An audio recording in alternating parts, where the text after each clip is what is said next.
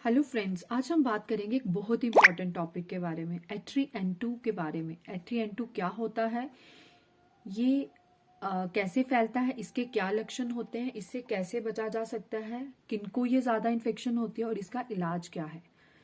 सबसे पहले जैसा हम सबने ऑब्जर्व किया होगा कि पिछले दिसंबर से लेके अब तक जो रेस्पिरेटरी ट्रैक्ट इन्फेक्शन के केसेस है वो काफ़ी ज़्यादा हैं। यानी कि वो सारे केसेस जिनमें लोगों को बुखार, खांसी, जुकाम, गले में दर्द वगैरह है, वो केसेस जो है वो काफ़ी ज़्यादा हैं। और उन केसेस में रिकवरी जो है वो पहले के कंपैरेटिवली काफ़ी देर के बाद पेशेंट्स में रिकवरी हो रही है। रिसेंटली ICMR ने ये कंफर्म किया है कि ये जो सारे केसेस जिनको रेस्पिरेटरी ट्रैक्ट इन्फेक्शंस हैं करंटली इंडिया में, इनमें से मेजॉरिटी 90% ऑफ केसेस जो हैं they are because of H3N2। H3N2 virus. H3N2 क्या है? जेनेटिक एनालिसिस से पता चला है कि H3N2 एक इन्फ्लुएंजा वायरस है, इन्फ्लुएंजा टाइप ए वायरस, जिसका सब टाइप H3N2 है और ये नॉर्मली पिग्स में पाया जाता है। उसी का एक वेरिएंट जो है वो अभी ह्यूमंस में इन्फेक्शन कॉज कर रहा है।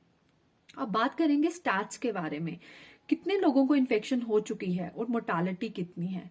अगर करंट सिनारियो देखा जाए तो अभी तक 90 से ज्यादा जो कंफर्म केसेस हैं H3N2 के हैं इंडिया में, और 2 डेथ्स जो हैं वो रिपोर्टेड हैं, एक कर्नाटका से और एक हरियाणा से।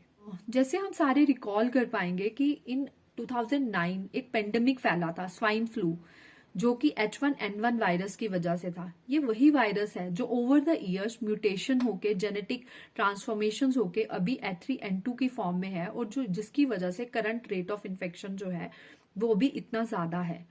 अगर H3N2 के बारे में बात की जाए तो 1968 में भी H3N2 जो वेरिएंट है इन्फ्लुएंजा का, उसकी वजह से एक पेंडेमिक फैला था। उस टाइम पे इसको हांगकांग वायरस के नाम से जाना गया था क्योंकि इन्फेक्शन वहां से फैली थी।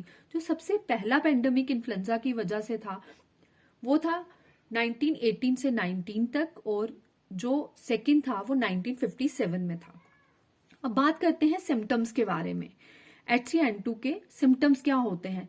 90% केसेस में फीवर होता है, 86% केसेस में कफ होती है, ब्रेथलेसनेस होती है, सोर थ्रोट होता है, निमोनिया हो सकता है, सीजर्स करके हो सकता है।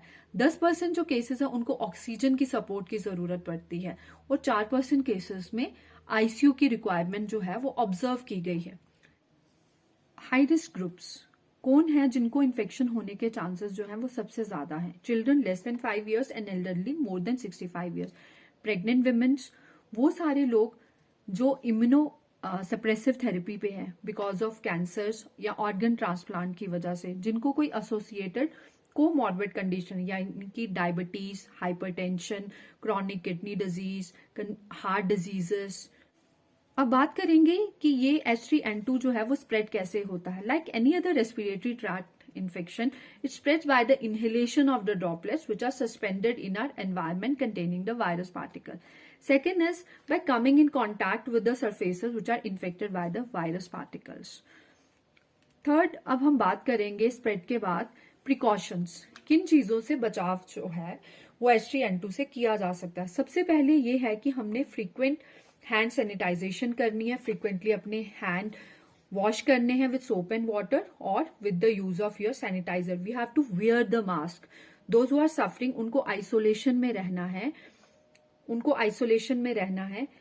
Avoid close contact with the pigs, avoid eating food and having drinks in pig areas. Avoid self medication, जैसे हम सारे यूजुअली करते हैं। We don't have to take self medication, we don't have to use over the counter drugs. कोशिश करनी है antibiotics का use ना किया जाए, हमेशा तभी यूज करिए जब आपके डॉक्टर प्रिस्क्राइब करते हैं। खुद से दवाइयां नहीं लीजिए क्योंकि H3N2 एक वायरल इन्फेक्शन है और एंटीबायोटिक्स बैक्टीरियाज के अगेंस्ट काम करते हैं, इनका इस पे कोई इफेक्ट नहीं होगा। अब बात करते हैं ट्रीटमेंट के बारे में। अगर किसी को ये सारे लक्षण हैं तो एडिक्वेट रेस्ट लेनी है, प्लेंटी ऑफ ओरल फ्लूइड्स लेने हैं, हेल्दी और न्यूट्रिशियस डाइट लेनी है। फीवर के लिए आप प्लेन पैरासीटामोल ले सकते हैं। अगर आपको ज्यादा दिक्कत है यानी कि बुखार लंबा है और सांस लेने में दिक्कत है, you can immediately report to hospitals. Steam inhalation ले सकते हैं आप। अगर आपका केस कंफर्म होता है तो you can use antiviral drug oseltamivir, that too only after prescription by your doctor. I hope I am able to clear all your doubts against H3N2 virus which is currently prevalent in our environment. अगर आपके कोई भी questions हैं, all the questions are welcomed. You please post in the comment section. I'll be happy to reply all those questions. Thank you so much.